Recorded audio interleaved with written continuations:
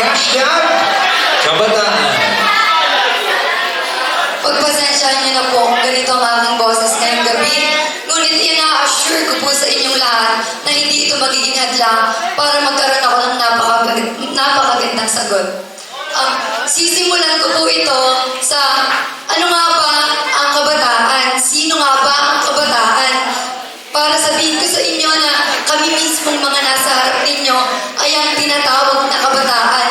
At palagi natin naririnig na kabataan ang pag-asa ng bayan. Ngunit sa panahon ngayon, marami na ang mga kabataan na nalilinis ng landas.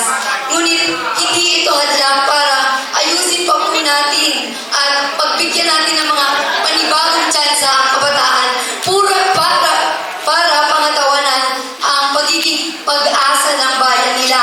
Hindi po porket kabataan ay ganyan na, ganito na. Pagkabataan, basta na, pagkabataan hindi katulad noon, pagkabataan tamad. Hindi po, dapat po natin bigyan ng tsansa ang kabataan para patunayan ang mga sarili nila na maging pag-asa ng bayan, katulad ng sinasabi ni Dr. Jose Rizal. Yun lamang po.